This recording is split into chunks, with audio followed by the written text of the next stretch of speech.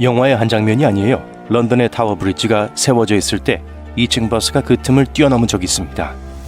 사건이 일어난 날로 돌아가 보죠. 1952년 12월 30일 78번 버스 운전사 알버트 건터에게는 평범한 하루였습니다. 그는 타워 브리지를 지나 쇼디치 방향으로 버스를 운전하고 있었어요. 그러던 중 다리가 열리고 버스가 바스큘과 함께 상승한 것을 알아차렸습니다. 바스큘이 뭐냐고요? 다리의 두 개 레버식 구간을 이렇게 불렀어요. 83도 각도까지 올라가고 각각의 무게는 1100톤이 넘습니다. 바스큘이 올라가기 시작했을 때는 버스는 시속 19km로 달리고 있었어요. 타이밍이 좋았죠. 바스큘의 반대쪽도 너무 많이 올라가진 않았으니까요. 그래서 건터는 1에서 2m 높이에서 버스를 뛰어넘게 할 수 있었습니다. 13명이 부상을 입었지만 승객들은 모두 살아남았어요. 다리가 어떻게 올라가게 됐을까요? 당시 다리를 열기 전에 경비원이 경고벨을 울리고 게이트를 닫아야 했습니다. 그런데 그날은 어떻게 된 일인지 그걸 잊어버렸어요. 그래서 버스는 괜찮다고 생각하고 다리 위로 더 이동한 거죠. 애초에 왜 다리를 들어 올린 걸까요? 그 밑으로 지나가야 하는 배가 있었기 때문입니다. 버스 운전사 알버트 건터는 다리를 건너는 동안 신호등도 녹색이었다고 말했어요. 그는 버스를 멈추고 누군가 버스를 알아채기를 바라거나 둘 사이의 그 틈을 뛰어넘는 두 가지 선택지가 있었다고 말했습니다. 버스를 멈추면 뒤로 미끄러져 강에 빠질 수도 있었어요. 순식간에 올바른 결정을 내린 이 망투 없는 영웅에게 큰 축하를 보냅니다. 2층 버스뿐만 아니라 비행기 역시 타워 브리지를 통과한 적이 있습니다. 1912년에는 비행기가 바슈쿨과 보도 사이를 비행이하였어요. 상부 보도와 도계교 갑판 사이의 수직거리는 43m입니다. 조종사 프란시스 맥리는 그 사이에 들어갈 수 있도록 개조한 수상 비행기를 타고 있었어요. 이것이 그가 성공적으로 비행할 수 있었던 비결입니다. 그는 보도 밑을 비행한 최초의 사람이었어요. 우리 중 많은 사람들에게는 매우 위험하고 두려운 일이지만 그에게는 식은 죽 먹기였어요. 그는 언론과의 인터뷰에서 이렇게 말했습니다. 보이는 것처럼 그렇게 위험하진 않아요. 다리의 아치는 가까이서 보면 엄청나거든요. 이 사람은 토목공학자이자 천문학자, 선구적인 사진작가, 비행사였습니다. 네, 이런 종류의 액션을 위한 완벽한 콤비였던 것 같네요. 왜 이런 일을 하기로 결심했을까요? 마을에서 약속이 있었기 때문입니다. 토요일 아침이었고 맥리는 이렇게 생각했죠. 수상 비행기를 타고 가면 어떨까? 그는 오전 6시에 이륙했고 오전 8시 30분경엔 런던 항구의 웨스트민스터 부두에 도착해 있었어요. 1800년대 초 런던에 살았던 한 장난꾸러기의 이야기를 들어볼까요? 테오도르 후크와 그의 친구는 평소처럼 놀고 있었습니다. 그러던 중 내기를 했어요. 후크는 평범한 집을 일주일 안에 가장 화제가 되는 곳으로 바꿀 수 있다고 내기를 걸었습니다. 내기의 힘은 그가 증명했어요. 그들은 도시에서 무작위로 집을 골랐습니다. 토트넘 부인이라는 평범한 여성이 그곳에 살고 있었습니다. 후크는 변호사부터 케이크 제작자까지 다양한 사람들에게 수많은 편지를 썼어요. 일주일이 지나자 잉글랜드 은행 총재와 런던 시장 등 초대장을 받은 손님들이 문 앞에 나타났어요. 사람뿐만 아니라 후크가 몰래 주문한 배달들도 함께 찾아왔습니다. 런던의 중심가는 곧 한산해졌어요. 새벽 5시에 초인종 소리를 듣고 잠에서 깼다고 상상해보세요. 문 앞에 낯선 사람이 있습니다. 그는 굴뚝을 청소하러 왔다고 말해요. 이런 종류의 서비스를 위해 누구에게도 연락한 적이 없었기 때문에 그 사람을 돌려보냅니다. 잠시 후 다른 사람이 문을 두드려요. 다른 청소부가 신청을 받고 왔다고 말합니다. 불쌍한 토트넘 부인, 그녀의 가정부는 20명의 남자를 더 돌려보내야 했습니다. 안타깝게도 장난은 여기서 끝나지 않았어요. 대형 석탄 배달과 웨딩 케이크 같은 물건도 그녀의 집으로 배달됐습니다. 이러한 배달물과 일꾼들이 문 앞에 몰리자 의사와 성직자 등 다른 사람들도 집에 있는 누군가를 돌봐주러 왔다며 집으로 다가왔어요. 후크와 그의 친구는 근처에 있는 작은 방을 빌려 내기가 어떻게 끝날지 지켜봤습니다. 사람들이 나타났고 후크가 내기에서 이겼어요. 릭 버클리는 실용적인 농담을 좋아하는 사람 중 한 명이지만 예술가이기도 합니다. 1997년에 그는 자신의 코를 모델링해서 런던의 여러 곳에 접착제로 붙였어요. 뭐라고요? 네, 그의 목적은 CCTV에 항의하는 거였어요. 장난과 예술의 창의적인 혼합이죠. 처음에 그는 런던 전역에 35개의 랜드마크 주변에 코를 붙였습니다. 그 중에서도 소호의 7개의 코가 유명해요. 아마 그는 다른 사람들이 다른 사람의 사업에 코를 들이미는 것을 싫어하나 봐요. 이제는 자유로운 연상을 할 때입니다. 도시의 아무 곳에나 놓인 코에서 아름다움을 위해 얼굴에 독성 화장품을 사용했던 옛날 시대로 돌아가 보겠습니다. 당대 트렌드세터였던 엘리자베스 1세 여왕은 패션에 큰 영향을 미쳤는데요. 여성복뿐만 아니라 남성의 스타일도 그녀의 옷 선택에 영향을 받았습니다. 여기서는 그녀의 상징적인 화이트 룩에 대해 더 자세히 이야기해 볼게요. 이 룩은 세루세라는 화이트 파운데이션으로 완성됩니다. 흰색 납과 식초를 섞어 만든 파운데이션이죠. 그 시대에는 주근깨를 표백하고 잡티를 치료하고자 하는 사람들도 많았습니다. 이러한 유형의 화장품에는 유황, 테레빈유, 수은과 같은 성분이 포함되어 있었어요. 짐작할 수 있듯이 이런 성분은 해롭습니다. 결국 피부를 회색으로 만들고 쭈글쭈글하게 하죠. 마법의 화장품으로 인한 다른 건강 문제는 언급하지 않을게요.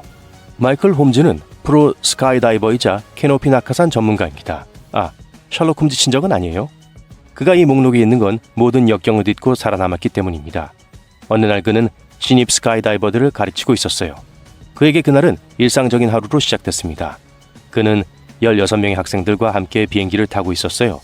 그들은 4,572m 상공에서 뛰어내릴 예정이었습니다. 절차는 서류상으로는 간단했어요. 약 1분간 자유낙하를 허용한 다음 1,524m에서 캐노피를 열면 되는 거였죠. 하지만 그날 일은 계획대로 진행되지 않았습니다. 마이클이 낙하산을 펼쳤는데 낙하산이 열리지 않았어요. 그는 몇 초 동안 메인 낙하산을 제거하려고 애썼습니다. 예비 낙하산을 열기 위해서요. 고군분투하는 동안 계속 회전하고 있었죠. 그는 자유낙하 당시를 이렇게 설명합니다. 너무 빨리 회전해서 중력 때문에 기절할 뻔했어요. 이전에도 하네스와 캐노피 사이에 가는 노끈을 풀어야 하는 비슷한 상황에 처한 적이 있었습니다. 그는 백업이 있고 이 시스템이 안전하다는 것을 알고 있었어요. 그래서 당황하지 않았습니다. 적어도 처음에는 말이죠. 이번에는 메인 캐노피를 포기할 수 없었어요. 약 1219m에 이르렀을 때 그는 두 번째 낙하산을 당기기로 결정했습니다. 그리고 아무 일도 일어나지 않았어요. 그는 침착함을 유지하며 안전하게 장륙할 방법을 찾으려고 노력했습니다. 줄이 여전히 걸렸기 때문에 메인 캐노피가 그대로 있었어요. 그는 작은 칼에 손이 닿지 않아 줄을 잘라야만 했습니다.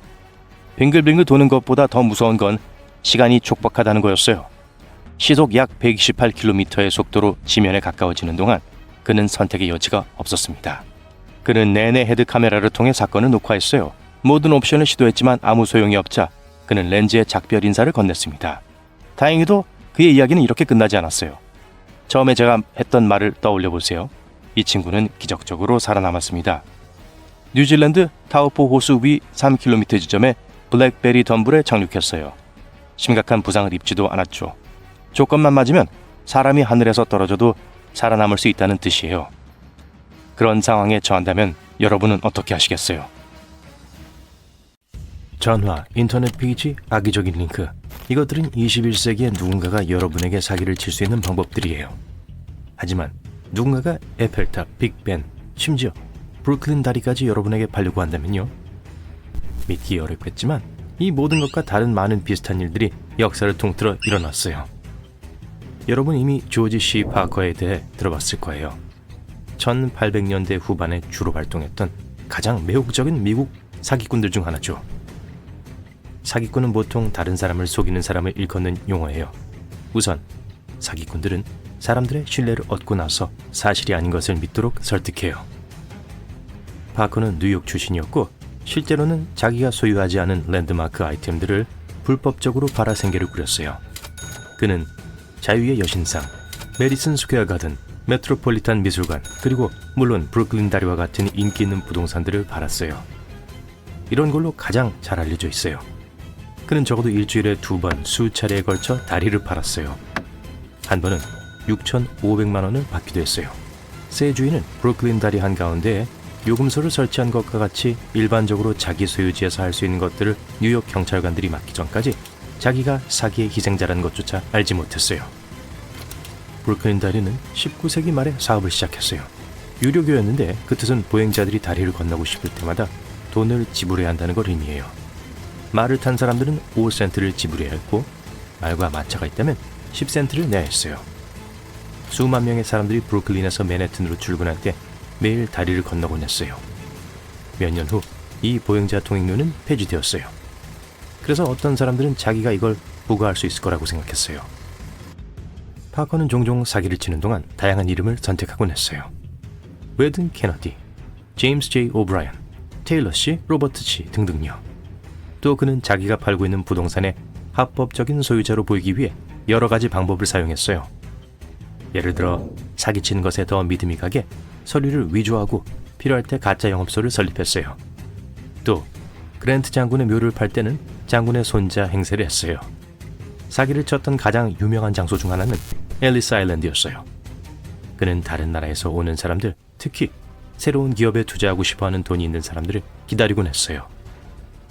그가 가장 좋아하는 타겟은 단지 미국으로 이주하고 싶어하는 사람들이 아니라 뉴욕을 처음 방문하는 관광객들이었어요. 엄청난 환대네요. 그쵸? 영국에서도 비슷한 일을 했지만 반대로 한 사람이 있었어요.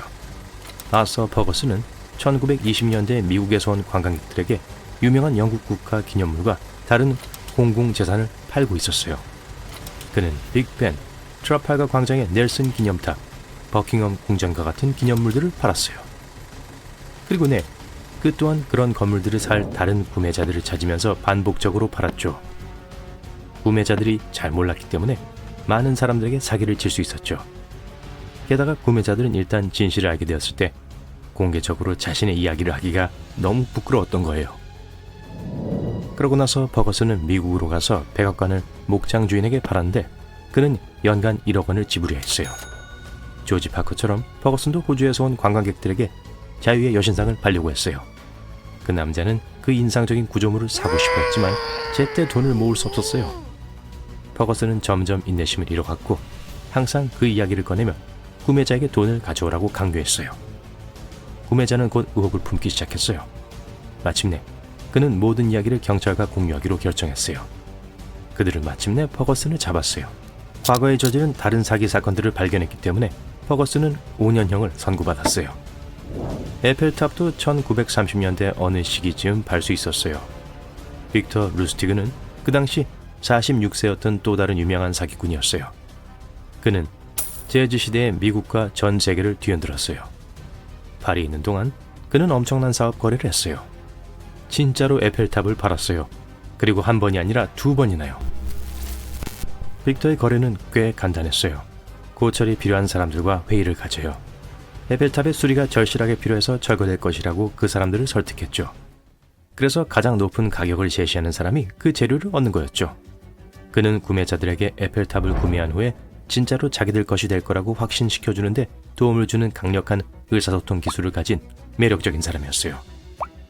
그는 수십 개의 위조 여권을 갖고 있었으며 불법적인 사업 거래를 하면서 종종 이름을 바꿨어요. 텍사스의 위치타 폴에서 전해지는 흥미로운 지역 전설이 있어요. 1919년 J.D. 맥마흔이라는 한 남자가 자기가 하늘 높이 뻗어있는 오늘날 우리가 마천루라고 부르는 큰 부동산을 지을 거라고 그 지역에 사는 사람들을 설득할 아이디어를 갖고 있었어요. 그는 2억 6천만 원을 모았고 그러고 나서 겨우 4층 높이의 건물을 지었어요. 깊이 4m의 폭이 3m로 예상보다 훨씬 작았어요. 그가 서류에 제시한 치수는 피트가 아니라 인치로 표시되어 있었어요. 투자자들이 간과했던 세부 사항이었던 거죠. 물론 독창적인 아이디어를 낸 이 투자자는 세계에서 가장 작은 마천루라는 당혹감을 뒤로하고 공돈을 들고 따라왔어요. 18세기로 거슬러 올라가 바바라 에른이라고 불리는 한 여성이 리텐슈타인을 가로질러 그 주변을 여행했어요. 여행하는 동안 그녀는 등에 큰 트렁크를 단단히 메고 다녔어요. 그녀는 유목민 생활을 했기 때문에 그래서 밤에 묵을 숙소를 찾기 위해 자주 멈췄어요. 그녀가 머물 때마다 에르니는 여관 주인에게 자기에게 가장 귀중한 물건이 트렁크에 있다고 말하곤 했어요. 그러고 나서 주인에게 여관에서 가장 안전한 방에 트렁크를 잠가두라고 했어요. 여관 주인이 도움을 주었죠. 그들은 트렁크 안에 보석이나 옷이 없다는 걸 알지 못했어요. 그 안에는 사실 그녀의 여행 친구가 있는데 그는 트렁크에서 뛰쳐나와 모든 귀중품들을 움켜쥐고는 다시 에르니와 도망을 쳤어요. 그리고 마침내 이 여행 듀오를 잡을 때까지 이건 15년 동안 지속되었어요. 샌프란시스코 베이 지역의 가구 판매원 에드 바바라는 1970년대와 1980년대에 사업하는 방법을 발견했어요. 그는 사람들을 아주 짜증나게 했던 광고를 그 지역에 뿌렸어요. 그러고 나서 그걸 다른 차원으로 끌고 갔어요. 어느 순간 그는 모두에게 뉴멕시코의 트루스 or 컨시퀀스 바로 옆에 있는 골든 협곡 금광의 50%의 지분을 갖고 있다고 말했어요. 모두들 그곳에서 금을 발굴할 준비가 되었다는 이야기를 들었는데 첫 해에만 1221억 원의 가치 있는 엄청난 양의 금에 대한 것이었죠. 그의 회사는 그 판매원에게 많은 이익을 가져다준 주식을 팔았어요. 물론 그 모든 게 사기였죠. 한 트럭 운전사는 2010년에 일이 없어서 꽤 특이한 생각을 했어요. 그는 런던에 있는 리츠 호텔을 거의 4천억 원에 팔려고 했어요. 실제 가치가 9천억 원 이상으로 올랐다는 걸 고려하면 구매하는 사람에게 나쁘진 않았어요. 운전사는 이 화려한 호텔의 주인들의 좋은 친구인 척했어요. 또한 자기를 그들의 동료라고 소개했었죠. 그는 소유주들이 제3자를 통해 호텔을 매각해야 하는 나름의 이유가 있고 그것에 대해서는 논의할 수 없다고 말했어요. 구매자는 그에게 심지어 초기 수수료로 13억 원을 건넸어요. 그러고 나서 운전자는 그에게 더 좋은 제안을 받아서 다른 구매자에게 제안을 전달하겠지만 돈은 돌려주지 않을 거라고 했어요. 사람들은 인터넷에 이상한 것들을 팔려고 했어요. 예를 들어 인터넷이 막 뜨고 있고 많은 사람들이 아직 온라인 쇼핑의 개념을 이해하지 못했던 2000년대 초반에 호주에서 한 남자가 이베이에 나라 전체를 팔려고 했어요. 네, 한 달 경매로 뉴질랜드를 살 수 있었고 시작 가격은 0.01 호주 달러였어요.